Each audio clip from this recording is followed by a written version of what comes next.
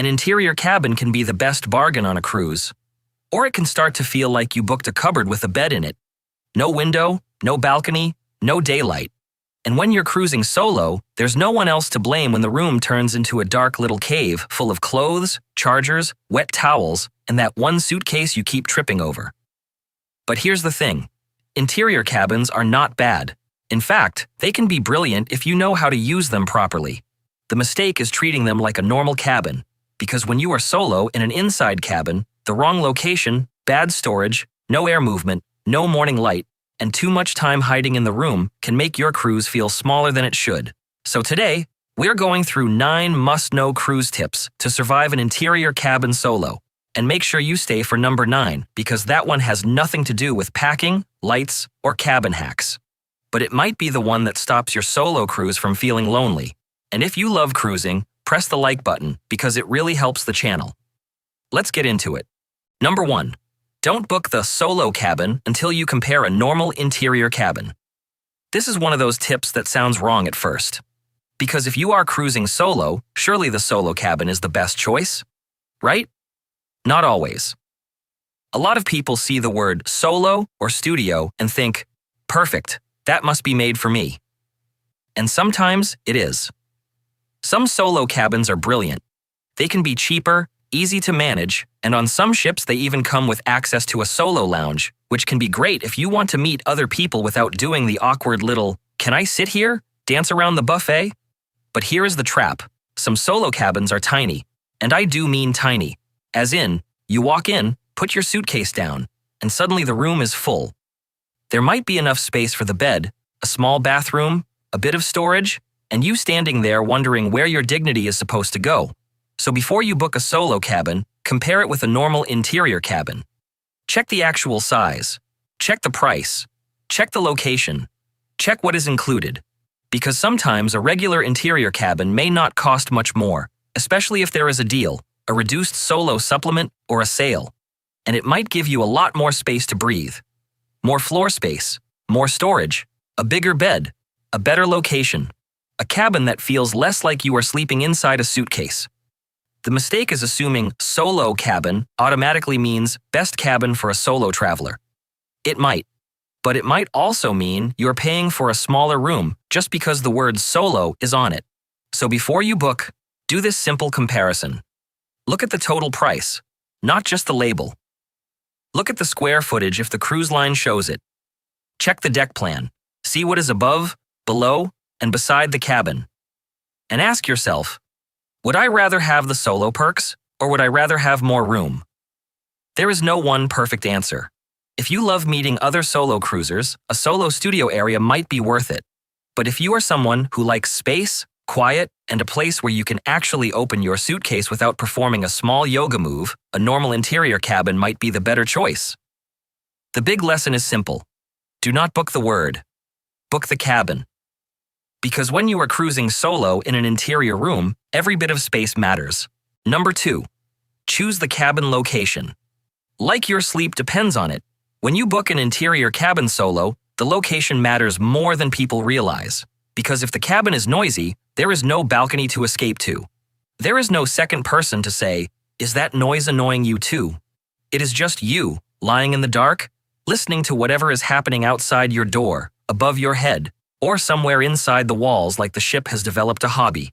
And inside cabins can already feel more enclosed because there is no natural light or outside view. So, if you also end up with a bad location, that little cabin can start to feel much worse. This is why you want to check the deck plan before you book. Do not just look at the price and think, that one will do.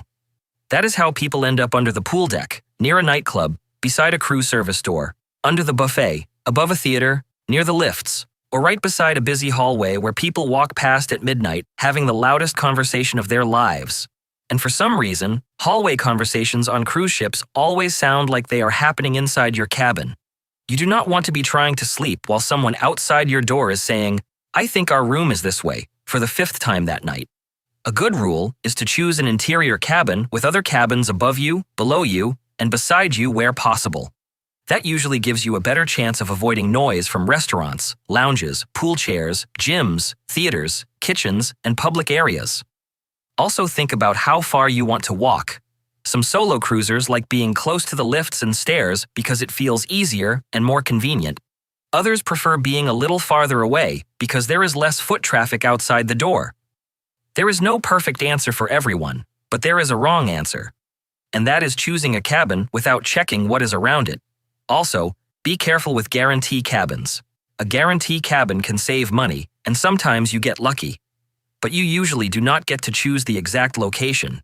That means you might get a great cabin, or you might get the cabin nobody else wanted because it sounds like someone is moving furniture above it at 6 in the morning. So, if you are sensitive to noise, if you are a light sleeper, or if being solo makes you feel more aware of every little sound, location is worth paying attention to. Because an interior cabin can be cozy, it can be peaceful, it can be a great little hideaway, but only if it is not in the wrong part of the ship. Before you book, look above it. Look below it. Look beside it. And if the deck plan makes you think, I wonder if that will be noisy, trust that feeling. Because once you are on board, it is much harder to change cabins than it is to choose the right one in the first place. Number 3. Create a fake sunrise before the cabin turns you into a bat. Interior cabins are famous for one thing. They are dark. Not a little bit dark. Not close the curtains dark. I mean, you turn the lights off and suddenly your cabin feels like a secret room under the ship where time no longer exists. And that can be amazing if you want to sleep. Some people sleep better in an interior cabin than they do at home. No sunrise, no balcony light, no street noise, no one mowing a lawn at 7 in the morning like they have a personal problem with peace. But when you are cruising solo, that darkness can become a trap. Because there is nobody else opening the curtains. There is nobody saying, "Are we getting breakfast?" There is nobody waking you up because they want coffee. It is just you, the dark cabin, and an alarm you may or may not respect. And if you are not careful, you can wake up thinking it is early morning, check the time, and realize you have accidentally slept through half the day. That sounds relaxing until you miss breakfast, miss a port morning, miss an activity you wanted, or spend the first part of the day feeling like a confused cave creature.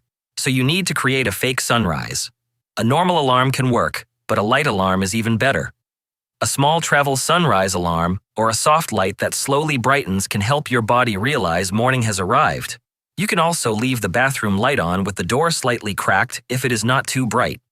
Some people bring a small night light, especially because waking up in a pitch-black cabin and trying to find the bathroom can turn into a very undignified furniture attack. Another good trick is to use the ship's bridge camera channel on the TV if your ship has one. Some cruisers leave it on overnight with the sound off, so when the sun comes up outside, the screen gives the room a little bit of natural light. It is not exactly a balcony, but it is better than waking up in total darkness, wondering if it is breakfast time or 3:12 in the morning. Also, set more than one alarm if you have something important the next day, especially on port days. Do not trust your holiday brain. Holiday brain is the same brain that says, "I'll just have one dessert," then somehow returns with 3 plates and a spoon you do not remember picking up. The goal is not to ruin the best part of an interior cabin. The darkness is one of the reasons people love them. The goal is to control it. Use the dark when you want to sleep. Use light when you need to wake up. Because an interior cabin should help you rest, not turn you into someone who misses half the cruise because your body thinks it is permanently midnight. Number 4. Make a public deck your balcony.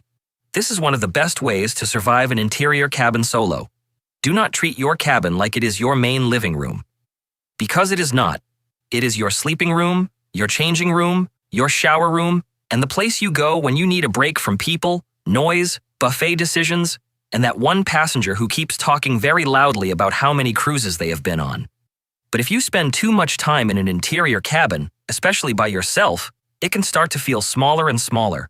No window, no balcony, no fresh air, no view. Just walls, mirrors, a bed, and your own thoughts getting louder. So the trick is to create a balcony somewhere else on the ship. Not a real balcony, a free one. Find a public spot that becomes your outdoor space for the cruise. It might be a quiet promenade deck.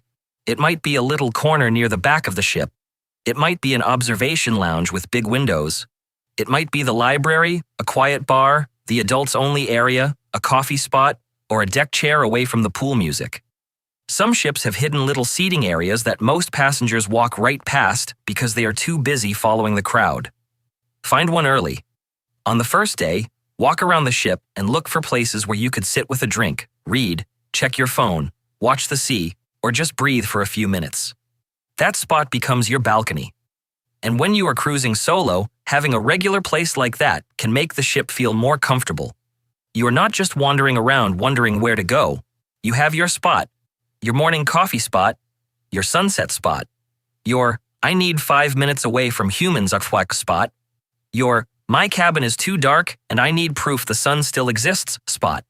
This is especially helpful if you start feeling boxed in. Instead of sitting in your room trying to force yourself to relax, leave the cabin and go to your public balcony. You still get the ocean. You still get fresh air. You still get that cruise feeling. You just did not have to pay balcony prices for it. And honestly, sometimes a public deck is better than a balcony. You can see more. You can walk around. You can people watch. You can hear the ocean. And if someone nearby is annoying, you can simply move. Try doing that with the cabin next door. The mistake is thinking an interior cabin means you have no view for the whole cruise. You do have a view. You just have to leave the room to find it. So pick your favorite public spot early, use it often, and let that become the place where your solo cruise feels open again. Number 5. Bring an air movement kit, not just a night light. Most people talk about the darkness in an interior cabin. And yes, the darkness is real. You turn the lights off and suddenly it feels like the ship has parked you inside a very tidy cave. But the thing people do not talk about enough is the air. Interior cabins can sometimes feel still. Not always bad, not always stuffy, but different. There is no balcony door to open. There is no window to crack. There is no fresh breeze coming in while you sit there pretending you are not eating snacks in bed. And when you are cruising solo, you notice these little things more because the cabin is so quiet. It is just you, the air conditioning, the hum of the ship, and your own thoughts saying, "Did I really need to bring this many shirts?" That is why an air movement kit can make a big difference. A small cruise-approved rechargeable fan can help the cabin feel less closed in. It does not have to be huge. You're not trying to create a wind tunnel. You just want a bit of airflow near the bed, the desk, or wherever the cabin feels too still. It can also help with white noise. Because inside cabins can be quiet in a good way, but they can also make little hallway noises stand out. A door closing, someone walking past, people talking, a trolley going down the hallway. That mystery noise you hear once and then spend 10 minutes trying to decide if it came from your cabin or your imagination. A small fan or white noise machine can soften those sounds and make the room feel calmer. Earplugs are also worth packing, especially if you are a light sleeper.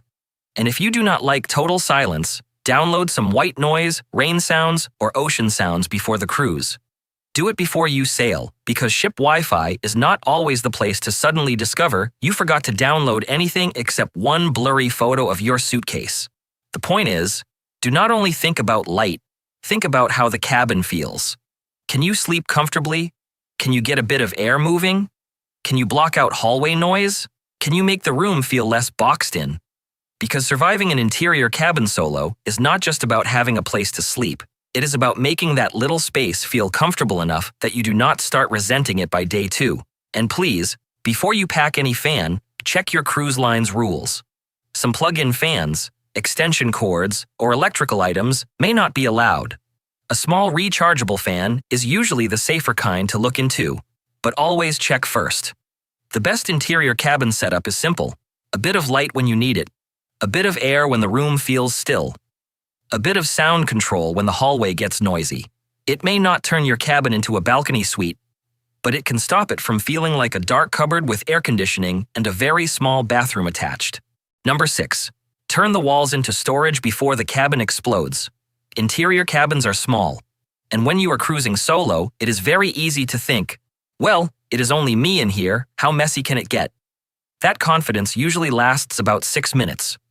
Then, suddenly your cruise card is on the desk, your sunglasses are on the bed, your charger is on the floor, your hat is on the chair, your excursion ticket is under a brochure, your wet swimsuit is hanging somewhere it should not be, and your suitcase is sitting there like a large, unwanted roommate. The problem with an interior cabin is that there is not much spare space. There may be storage, But if you do not use it properly from the start, the cabin can feel messy very fast. And because there is no window or balcony, clutter feels worse. A messy balcony cabin still has light and air.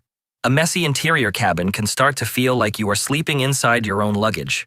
So before the cabin explodes, use the walls. Many cruise cabin walls are magnetic, which means magnetic hooks can be a huge help. You can use them for hats, lanyards, bags, light jackets, your daily planner, a small toiletry bag, or anything you keep reaching for.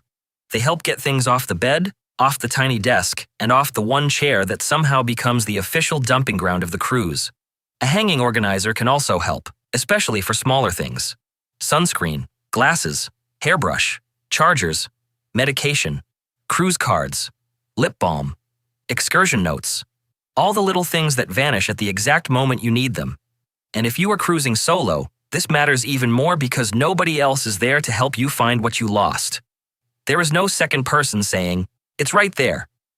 It is just you, checking the same drawer 3 times, getting more annoyed each time, as if the drawer is hiding things from you on purpose. The best trick is to set up the cabin on the first day. Do not wait until day 3 when the room already looks like a suitcase had a tantrum. Give everything a home. One spot for your cruise card, one spot for your phone and charger, one spot for clean clothes, one spot for dirty clothes, one spot for wet things, one spot for paperwork, and one spot for the items you need when leaving the cabin, like sunglasses, hat, bag, and ship card. That way, every time you walk out, you're not doing the same little panic routine. Where's my card? Where's my phone? Where are my glasses? Why am I holding one shoe? Also, unpack properly if you can. Some people like living out of the suitcase, but in a small interior cabin that can steal floor space and make the room feel even tighter.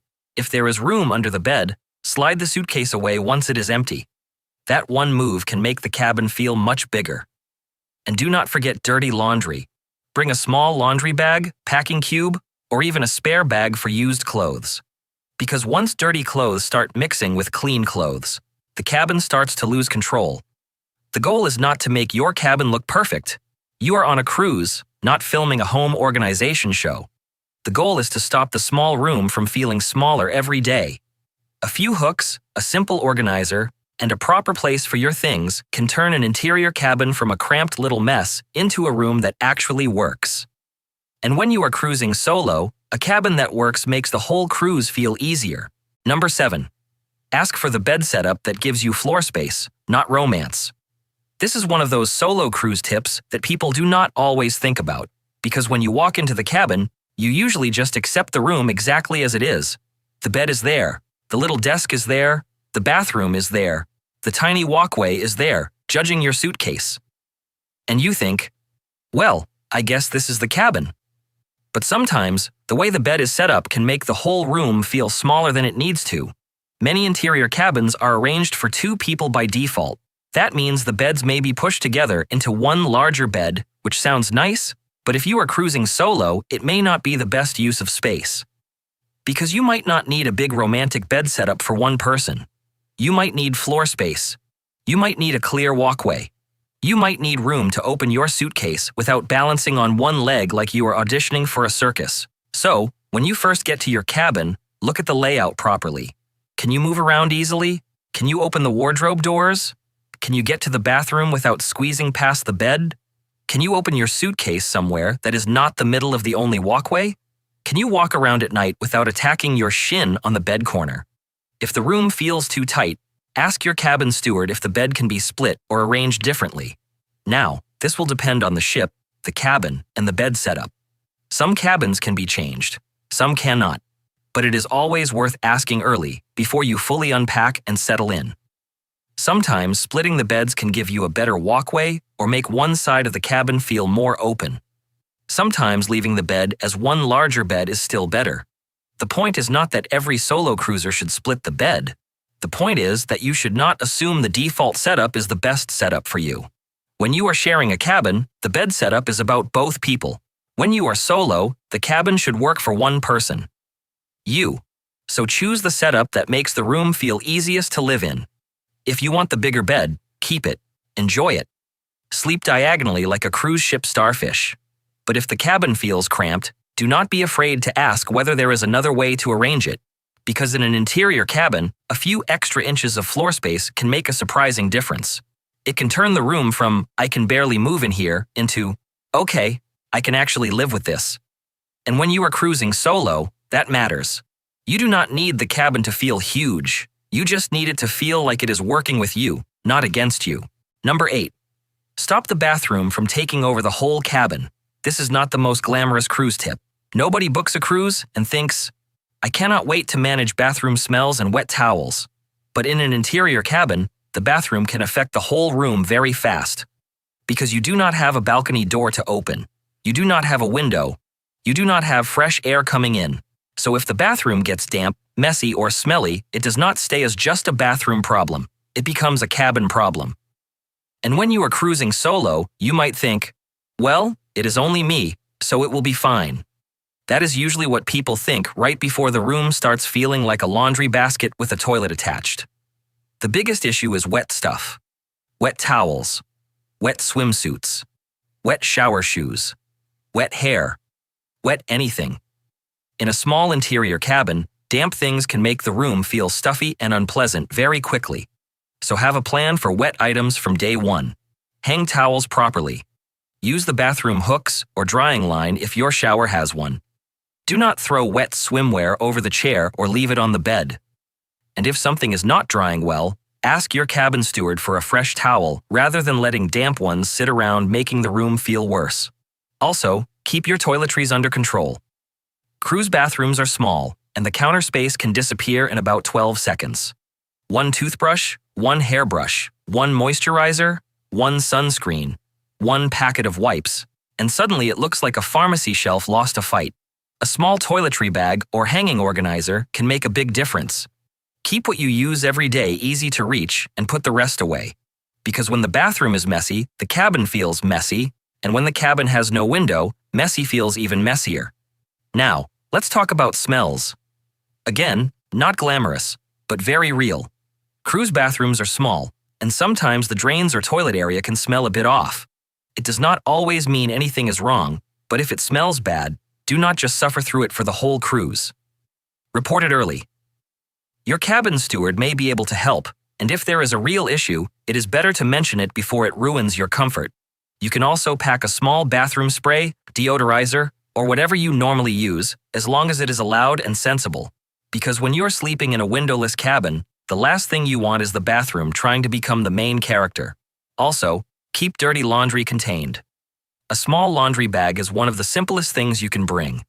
Do not let dirty clothes spread around the cabin, because once they mix with damp towels and worn shoes, the whole room starts to feel smaller and less fresh. The goal is simple. Keep wet things drying. Keep dirty clothes contained. Keep toiletries organized. Report bad smells early. And do not let the bathroom slowly take over the cabin like it paid for half the cruise. An interior cabin can feel perfectly comfortable, but only if you keep the small spaces under control. Because when the room is already tiny, you do not want the bathroom making it feel even tinier. Number 9. Have a solo escape plan before cabin fever hits. This is the one people do not talk about enough. Because surviving an interior cabin solo is not just about hooks, lights, fans, storage, and where to put your wet swimsuit so it does not become a science experiment. It is also about your mood. When you are cruising with someone else, the cabin is usually just a place you both come back to. You chat. You complain about your feet. You decide where to eat. You ask, "Did you take my charger?" Even though you absolutely packed 3 of your own. But when you are solo in an interior cabin, it is different. The room can become too easy to hide in, and at first, that can feel nice. You shut the door. It is dark. It is calm. Nobody is asking you what time dinner is. Nobody is touching the thermostat. Nobody is using the tiny bathroom for 40 minutes like they are renovating it from the inside. But if you spend too much time in that little windowless cabin, it can start to mess with the whole feel of the cruise. You might feel a bit boxed in. You might feel like the ship is happening without you. You might tell yourself, "I'll go out later," and then later becomes after dinner, then after the show, then suddenly you are eating snacks on the bed, watching the same safety video for no reason. That is why you need a solo escape plan before cabin fever hits. Not a strict schedule, not homework, Just a few simple places and habits that pull you out of the cabin and back into the cruise. On the first day, find your go-to spots. A coffee place you like, a quiet deck, a bar where you feel comfortable sitting alone, a walking route outside, a lounge with good windows, a trivia session, a solo meetup, a show you are definitely going to, even if you feel awkward walking in by yourself. Because the hardest part of solo cruising is often not being alone. It is getting yourself moving when nobody else is there to say, "Come on, let's go." So make it easier.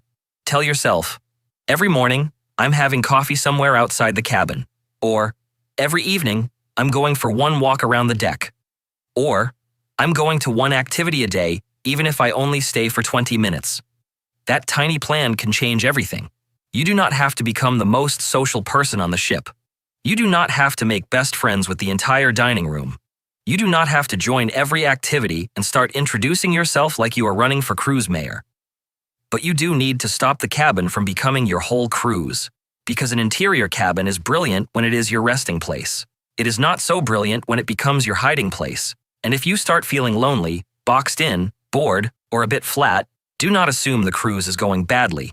You may just need daylight, fresh air, movement, and people around you, even if you are not talking to them. That is the secret.